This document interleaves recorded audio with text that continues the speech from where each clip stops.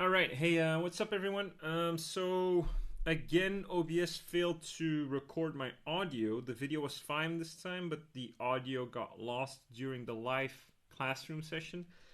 So again, I find myself re-recording this. So there'll probably be a compressed version of the classroom session. However, the same information will be given. It's just that with the classroom session, we sometimes have questions that come during the session, which I answer. I will at least answer some of the questions that have been asked during the classroom session, just to give you guys as much information as I can about this subject. Okay, so without further ado, let's get started. So in this classroom session, what I basically wanted to show is, kind of demystify what shape language is. And again, as a disclaimer, I want to say that this is from my personal experience. It's not anything that that's written in stone or anything. It's also kind of a new concept, not super new, but especially new to in the entertainment industry, to our generation, I believe. At least to a large extent, because most of the shape language these days is used in like animation or game art or movies and whatever. So it's very prominent these days. So I just want to kind of give you the information that I've gathered throughout the years through my experience, and kind of share with you what I think about the subject. So getting into it, basically, what is shape language, right? That's kind of the first question. And to me, it's the use of graphical or symbolic elements, as we'll later see, to convey a sort of intent, mood, meaning, or story. This can basically mean anything, but usually with our designs, we're trying to convey something, right? We're trying to tell a story, make the viewer, the audience, aware of what we're trying to tell. And not only are we doing this through the actions that happen in the movie or the games or the animation that we're seeing, it also happens subliminally through graphic design, and that's where we come in, right? Especially when we want to be concept artists, we need to be aware of this fact when we're trying or when we're designing something new for a client. Now, the misconception often is that shape language is put in the same category as shape design, which is not true in my opinion, because shape design is the superficial arrangement of elements in a pleasing aesthetic manner to make our shape language more interesting.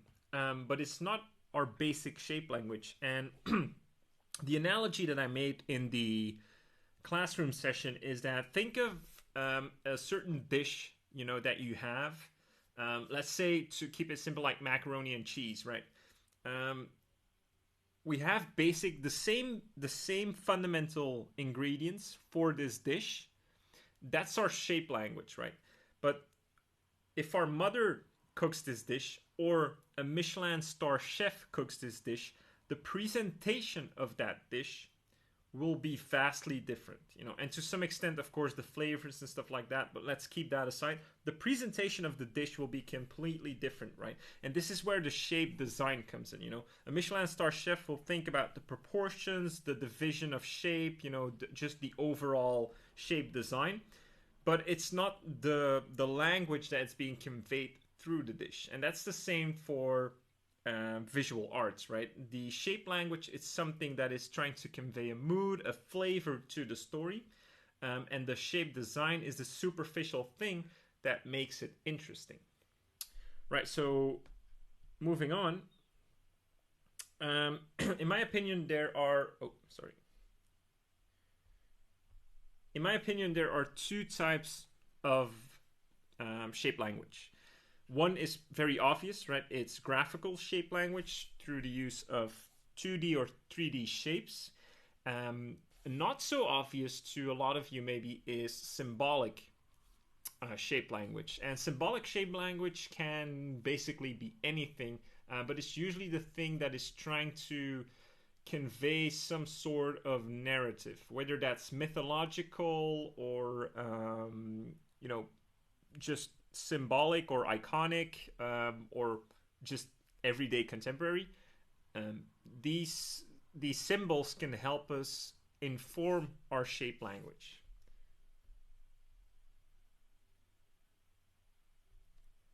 Right, so on the graphical side of the types of shape language, we have three types as you've seen in the video of this week's assignment. And so basically we have circular, triangular, and squarish, right? And circular usually conveys the meaning or narrative of soft, cute, powerful, innocence, unity, infinity, a lot of stuff like that. Triangular will usually mean harsh, sharp, movement, power.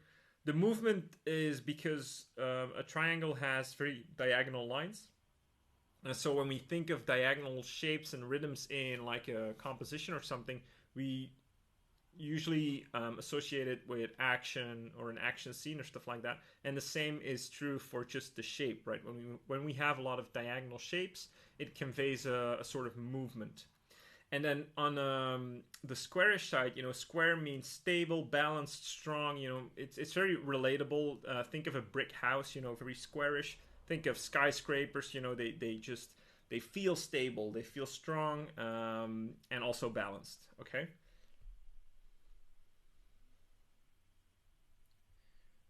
And again, then not so obvious is the symbolic side of shape language, right? So symbolic shapes can be anything that conveys, like I said, a story, a narrative, a sort of symbolism, or an archetype, right? The archetype is very important to us because as concept designers, we're usually hired to create some sort of archetype.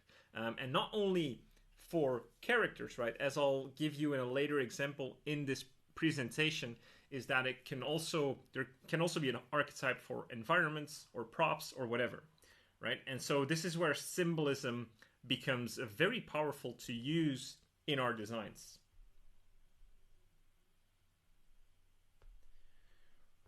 Right, so a very good example of just basic graphic design, or graphic shape language without the use of symbolism is found a lot of times in children's animation, right? Again, with I use the example here of Pokemon, but you can see it in a lot of different examples as well. And as you can see here is that we have Gengar and Jigglypuff, right? And so immediately you see a difference between the two. You feel that, it's like an intuitive feeling that you get, that like one is more sinister and evil, where the other is more soft, and more friendly. And the reason that is primarily due to shapes. So the designers of Pokemon very much were aware of this fact. And so as you can see with Gengar, there's a lot of triangular elements that inform his design. From the ears to his eyes have been cut off in like this triangular vibe. His feet, his hands, everything has that triangular feeling. Now, of course, because this is a children's program, we still need to make it cute and innocent. We don't want to make it too horrific or sinister. So an overarching like circular shape is still used in the design to convey that soft and cute character, but with that evil inspired triangular shape. Juxtaposed to that is Jigglypuff, which is just all cylinders, right? Or circular design. It's all soft, cute shapes. There's nothing menacing about this character, right? It's all soft and all round. And you can see this, do this test for yourself with other Pokemon, where you can really see how they're using, or how they effectively are using shape language to convey that message.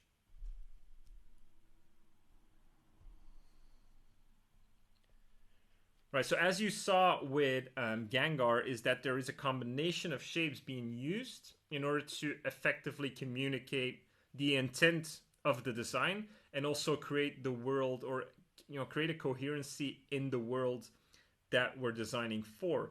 And we can do that graphically, but we can also do that with symbols. You know, as you've seen in the video that I've showed you, you can make a combination of just graphic shapes where you have like circular and triangular shapes with like a bent manipulation to create something, or the box, the cylinder, and like a skew. And if you don't know about this shape manipulation, be sure to check out Classroom 1 and 3, where I talk more in depth about shape manipulation. I'm just going to take a sip of water because I'm recording this for the second time. All right, so then again, we can also start combining graphical shape language with symbolic shape language, right? So I have the skull here, for instance, which is symbolic for like death and decay, or you know, or even rebirth or something like that. And so what I'm doing here is I'm creating, or I'm combining the circular shape with the skull to create more of a cutesy kind of skull, right? Still kind of believable, but a bit more stylized. And then I can do that with triangle shapes and the skull to create a more menacing look of a skull-like shape.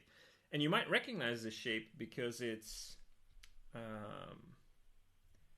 based on Reaper's design from Overwatch. And the reason why I want to use a Overwatch character is because the shape language in the characters in Overwatch is super effective, right? So the designers are very much aware of what they're doing with shape language, and I want to show you guys that with this presentation and show you what they're actually thinking about when designing this character.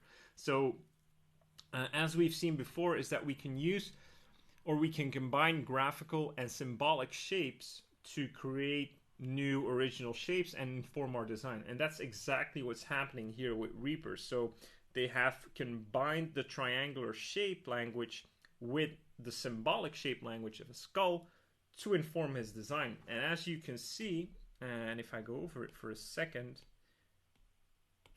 is that this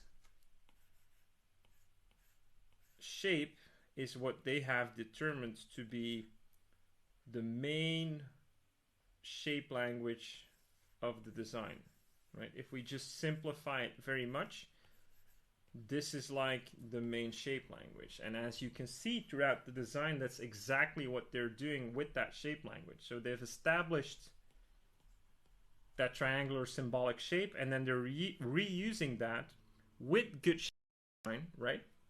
So they're using good shape design, good proportions, and rule of thirds, big, medium, small shapes with that shape language in order to inform the design of Reaper and still make it look functional as well, right?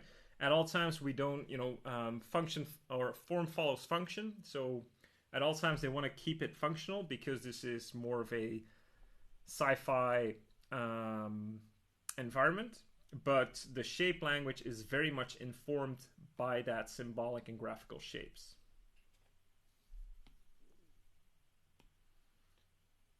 Right, and now moving on is something important is that we've up until now we've sort of seen more examples of stylization, right, with Pokemon and Overwatch. It's a very stylized sort of shape language, but that doesn't mean that shape language only applies in these genres, right? We can very much have good shape language in realism, or in fantasy or realistic fantasy. And one of the best examples to this date is still Lord of the Rings, right? If we look at the elvish armor, for instance, from Lord of the Rings, it's super effective when it comes to good shape language, because overall the armor here is based on triangular shapes. Now, the reason it's based on triangular shapes is because the elvish race needs to convey a position of power, dynamics, and a sort of sharpness in the sense that they're very intelligent, right? However, we still want to convey, or the creators still want to convey, that this is a good race, right? These are friendly people. These are soft-hearted, or to some extent. So what they're doing in the armor design is they're emphasizing that circular motif by cutting out circular elements from those triangular shapes, right? So they're basically combining the triangle and the circle to create these more bent-like triangular imagery, right? And this is very well, very, very good designed shapes, because that conveys exactly the intent of the armor, right? They didn't just randomly pick these shapes, right? It's not like, oh, this looks cool, this is what we'll use, right? No, there's thought behind what they're doing with the shape language, okay? And we have been talking about characters the entire time, but the exact same thing applies to environments, architecture, props, like you'll be doing this week. We can use shape language super effectively to inform our designs.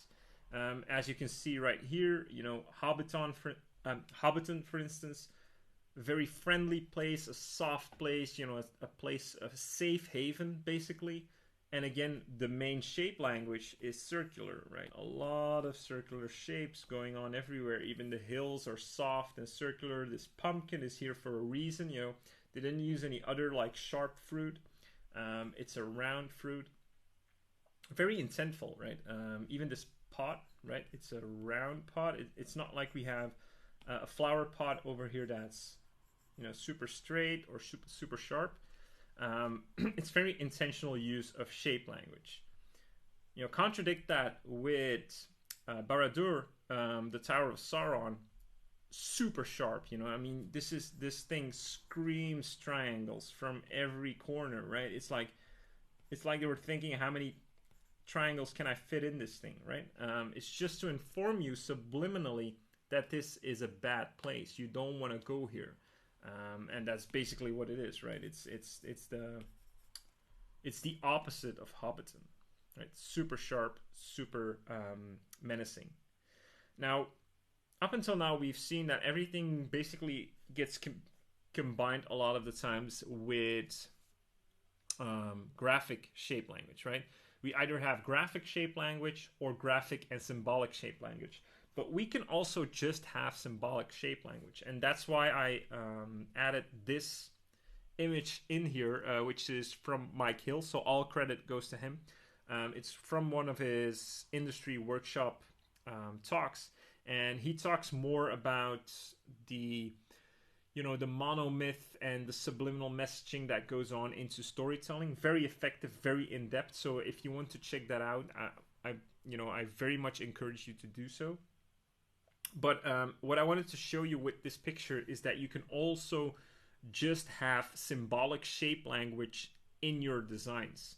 To give you a bit of backstory, this image on the left is Jodie Foster in the movie Contact. And this movie is kind of a sci-fi movie. And in this scene, she is walking up a bridge about to make contact or step into some sort of spaceship to make contact with aliens or whatever. Now, overall, the shape language in the movie is very scientific, right? Very sci-fi shapes, but the suit that she's wearing does not reflect a lot of sci-fi. It reflects more a medieval sort of armor design, right?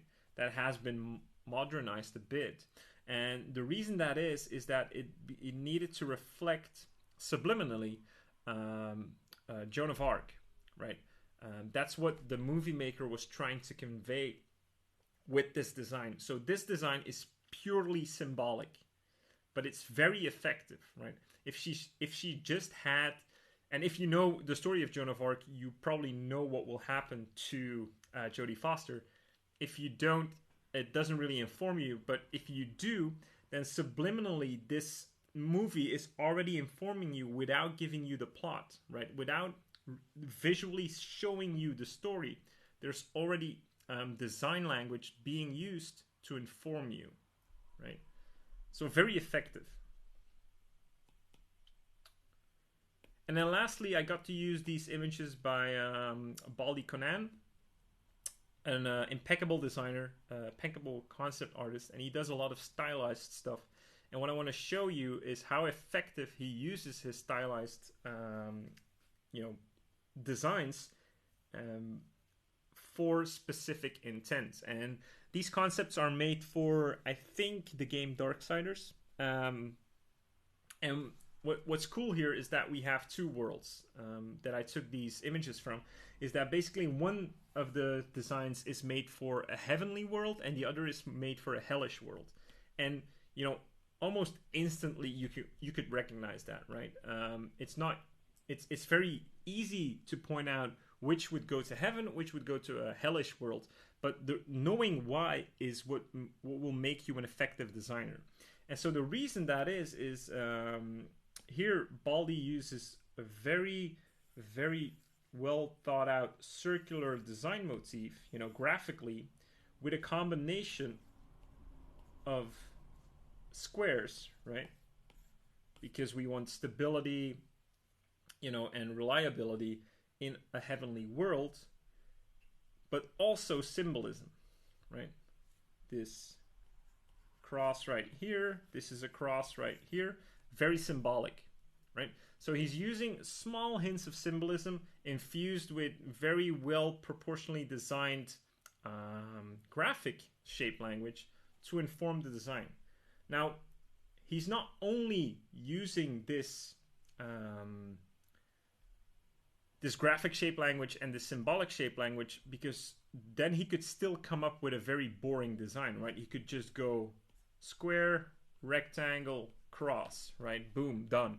No, this is where shape design comes in, right? This is where you use your knowledge of good design, big, medium, small, areas of rest versus detail, good proportions, rule of thirds, everything in between. This is where you use that shape design to inform or to better inform your shape language. But that same principle of shape design is used in this hellish world, right? So that's why I say that shape design isn't the same thing as shape language. Now, another thing, just to give you an example why this is so effective and why this can inform your designs much better, is that take a look at what we've established that the design in the world is circular plus squarish, right?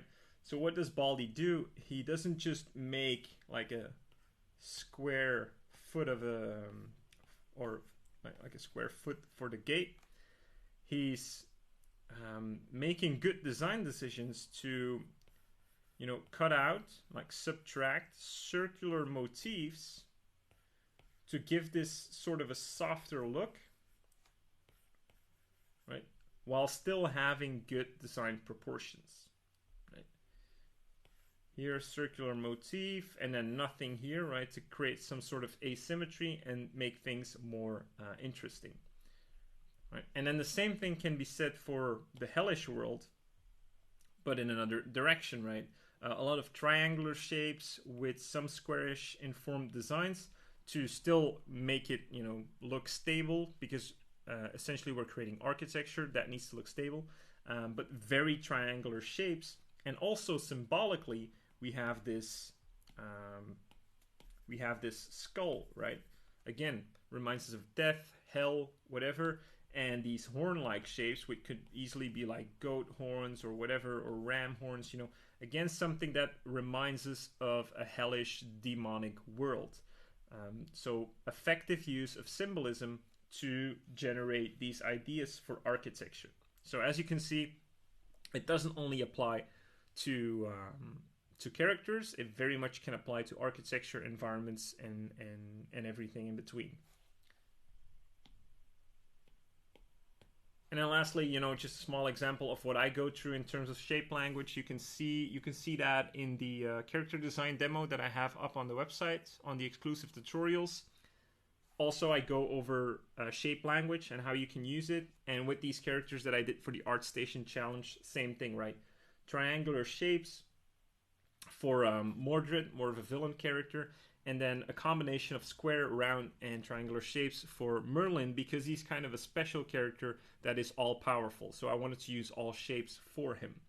Now, one of the things that a student asked in the live classroom session is that Antonio, do you always do this, or do you always consciously think of applying these shapes? And the honest answer is no. Much of this is intuitive because we've been informed with shape language since we were born, right? As soon as we started watching TV, shape language was all around us. So a lot of this has already been informed in our design, just in our subliminal consciousness. But just having a good understanding of it can weaponize you for your designs and make them inform or make you inform your designs better.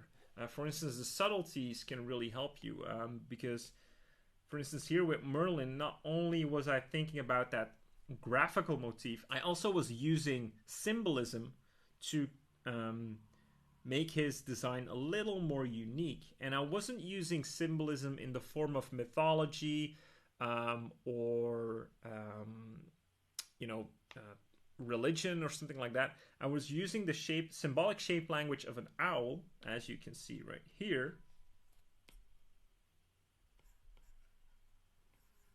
Right, I was using this shape language to inform my nose design and my eyes. Right, so instead of giving him all of these rounded forms, I was just using that shape language of an owl to better inform his head and give him a little more personality, and also give him that more to give more of that intent of wisdom and reliability. And then lastly, what I wanted to show here is that we can basically use shape language of one object to inform different designs. So the first design that you see here is something that I referenced from Evan Amundsen's character designs, is that he's basically using this Roman helmet design to come up with a new design that is inspired by swans, right? So very elegant. Again, he's using circular and triangular shapes to inform his design, but he's also using that symbolic shape of a swan in those designs with like the wings for the face guards. He's using like a wing motif, very subtle design, but not so subtle here. He's just using that swan literally onto that helmet, but it can really make for a cool design, right? Again, if we wanted to take that same helmet and provide it for like a Lord of the Rings elvish kind of character, we could use that shape language that we've seen in Lord of the Rings to come up with a design that maybe looks like this, right? Again, I did this very roughly, very quickly. You can ideate this much more, but you can sort of see that we can create different design languages very quickly just knowing about these symbolic and graphical shape languages, right? And then lastly, for the dwarfs, for instance, we can use more blocky, squarish shapes with maybe a bit of diagonals to give them, the feeling of that they're very stable, reliable people with sort of a bad temper, right? So sort of that movement and that chaotic edge that they have with that could be informed by triangular shapes, right? So very simple, very rough, but I hope it gets the message across. And that's basically all that I wanted to say about shape language, and I hope it was very useful for you guys. It certainly helped me a lot with my designs, both professionally and just personal. So I think it can really help you with your designs. Again, this is more of an advanced concept. First, you need a good understanding of the fundamentals, lighting, perspective, structure primarily.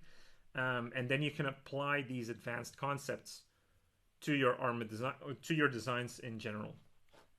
I think there was a question other than the one that I just mentioned in the classrooms. Let me just take a look.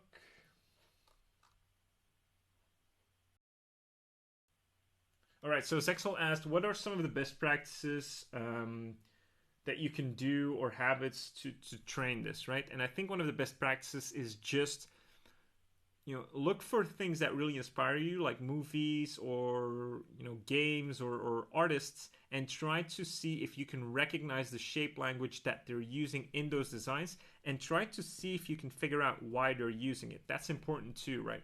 If you can just recognize the shapes, that's good, but that won't, inform you as to why they came up with those shapes, right? If you can know what the intent of the character that they're designing was, or the environment that they're designing was, or the prop even, if you can understand the why of something, then it will, register with you a lot better than if you just recognize the superficial elements that they're using to come up with that design, right? So looking at people that inspire you, or looking at things that inspire you, and try to recognize design language or shape language within those worlds is a good idea. Yeah, and that's it. So again, thank you for watching, guys. I hope it was useful, and I'll see you in the next one. All right, bye bye.